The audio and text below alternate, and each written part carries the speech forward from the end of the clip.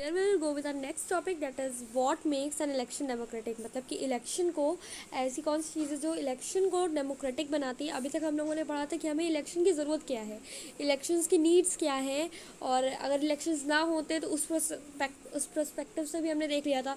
अब हम देखेंगे कि इलेक्शन जो है डेमोक्रेटिक कैसे बनता है, ये देखेंगे। तो elections can be held in many ways. तो इलेक्शंस जो होते हैं वो ना कई सारे वेज से हेल्ड होते हैं। मतलब ऐसा नहीं है कि एक ही टाइप के इलेक्शंस हो रहे हैं, कई सारे इलेक्शंस। देखो जैसे कि all democratic countries hold elections. देखो सारी डेमोक्रेटिक कंट्रीज़ जो होती हैं, जितनी भी डेमोक्रेटिक कंट्रीज़ होती हैं वो इलेक्शंस को होल्ड करती हैं, इलेक्शंस करती हैं। But most non democratic countries also hold some kind of elections. लेकिन कुछ तरह के जो इलेक्शन, क्योंकि आप देख सकते हैं इलेक्शन जो हैं वो मैनी वेज, कई सारे वेज के होते हैं, कई सारे तरीक़ों के होते हैं।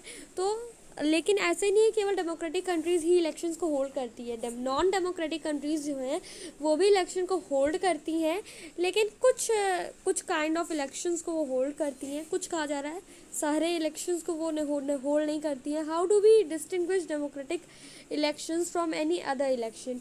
अब यहाँ पे क्या कहा जा रहा है कि हम democratic how do we distinguish democratic elections from any other election. हम डेमोक्रेटिक इलेक्शंस को किसी दूसरे इलेक्शन से कैसे कंपेयर कर सकते हैं, या फिर हम कैसे उसको मिला सकते हैं।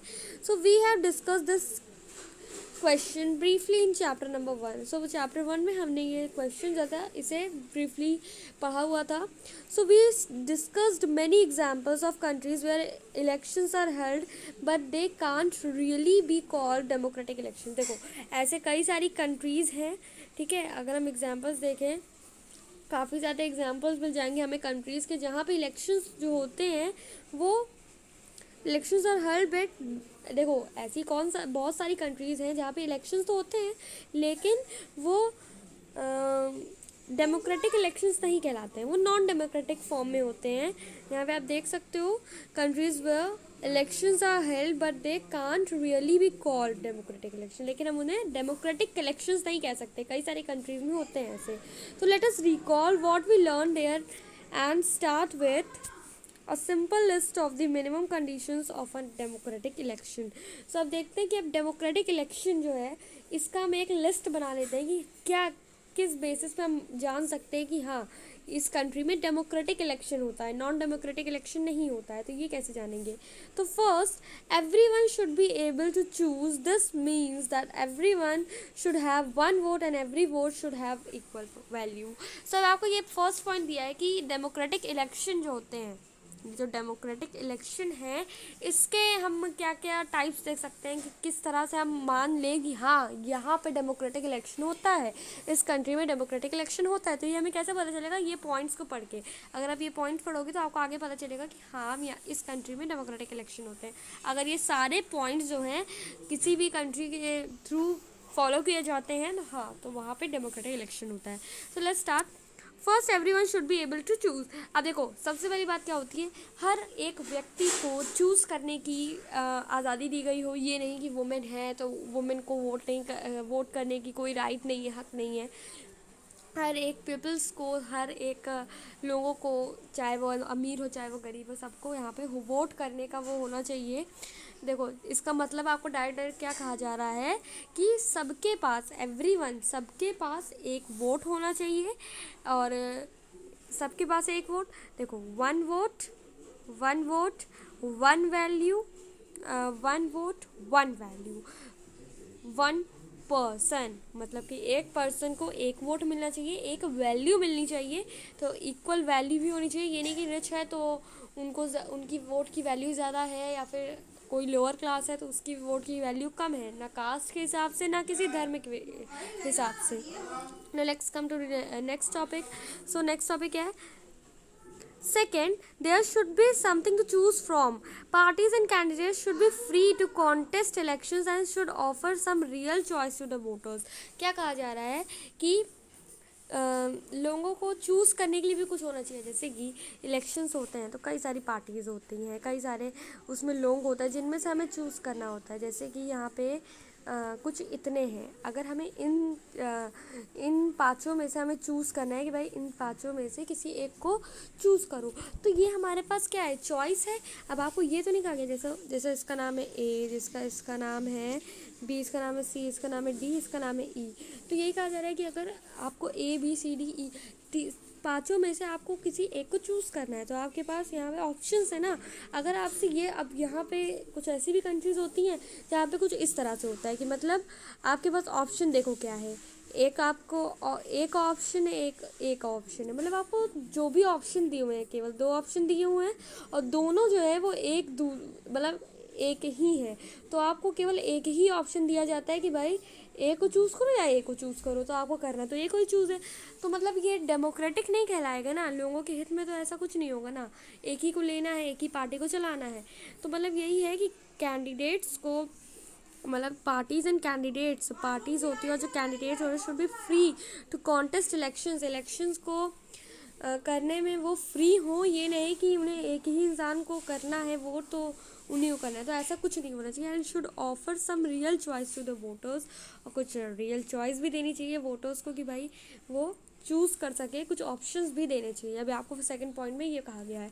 Third, the choice should be offered at regular intervals, elections must be had regularly after every few years.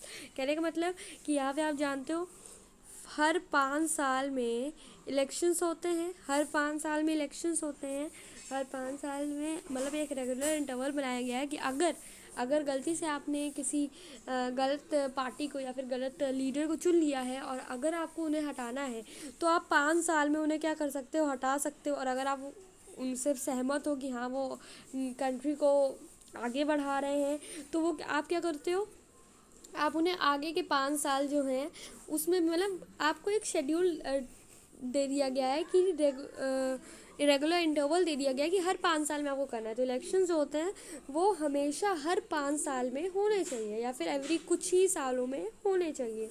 तो ये एक हो जाता है, अगर ऐसा नहीं होता है तो डेमोक्रेटिक तरह से इलेक्शंस जो हैं वो नहीं हो रहे हैं। Now fourth, the candidate preferred by the people should get elected, मतलब जो कैंडिडेट जिसको पीपल के थ्रू इलेक्ट किया गया है शुड गेट इलेक्टेड, मतलब कहने का मतलब कि किसी भी कैंडिडेट को ऐसे नहीं उनके पैसे के हिसाब से या फिर उनके कास्ट के हिसाब से या फिर किसी और चीज़ के हिसाब से उन्हें चूज़ नहीं किया जाए, मतलब कि पीपल्स उन्हें चूज़ करें, पीपल्स उन्हें वोट दे, पीपल्स के थ्रू ही वो, मतलब कहने का मतलब अगर आपने ज़्यादातर लोगों ने इस पार्टी को, ये है बीजेपी और ये है कांग्रेस पार्टी और काफ़ी और सारी जो पार्टीज़ हैं, आम आदमी पार्टी और जितनी भी हैं वो सब है।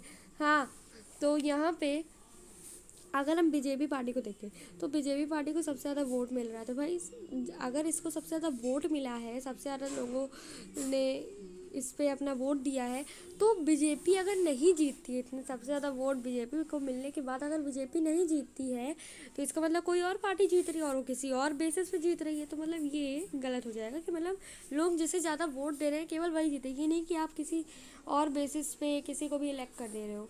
तो ये हो गया fourth point. Fifth, election should be conducted in a free and fair manner where people can choose as they really wish. अब आपको क्या कहा जा रहा है, ये सबसे मेन पॉइंट है कि पीपल को इलेक्शन जो भी हेल्ड होते हैं जो है इलेक्शंस, उन्हें फ्री, पीपल्स को फ्री दिया जाए, फेयर दिया जाए, मतलब वो अपने आराम से वो चूज़ कर सकते हैं, वो फ्री है, किसी के भी दबाव में आके वो किसी भी मेंबर को, किसी भी लीडर को चूज़ नहीं कर सकते, वो अपने जैसा उनको, जैसी उनकी विश है उसी के हिसाब से उन्हें चूज़ करते हैं। जैसे कि अभी आपने यहाँ पे देखा किस बेसिस पे चूज़ करते हैं, यहाँ पे दिया था ना, हु विल मेक लॉज, जो कि लॉज बनाएंगे, मेजर डिसीजंस लेंगे, पॉलिसीज़ अच्छी अच्छी देंगे, मतलब ऐसे लोगों को चूज़ करते हैं। अब लोग अपने अपनी राय से वोट देते हैं, वोटर्स वोट देते हैं। तो ये हो गया कुछ 5 पॉइंट्स। अगर ये 5 पॉइंट्स किसी भी कंट्री में नहीं होते हैं ना तो वो नॉन डेमोक्रेटिक कंट्री है, नॉन डेमोक्रेटिक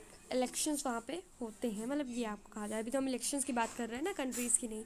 ओके, तो this might look like very simple and easy condition. अभी आपको ये सब काफ़ी इजी कंडीशंस दिख रही होंगी, सिंपल कंडीशंस दिख रही होंगी, राइट, मतलब कि ये सब तो आपको पता ही होगा ऐसे ही बेसिक चीज़ों में। तो but there are many countries where these are not fulfilled, लेकिन ऐसी कई सारी कंट्रीज़ हैं जहाँ पे ये पूरा नहीं होता है, ये सारे पांचों पॉइंट जो हैं ये फुलफिल नहीं कर पाते हैं, काफ़ी कंट्रीज़ नहीं कर पाती। In this chapter we will apply these conditions to the elections held in our own country to see if we can call these democratic elections.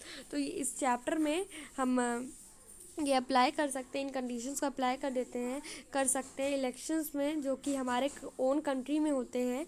सो हम ये जान सकते हैं कि हमारी कंट्री डेमोक्रेटिक है कि नहीं। So next topic is in the next video. Thank you.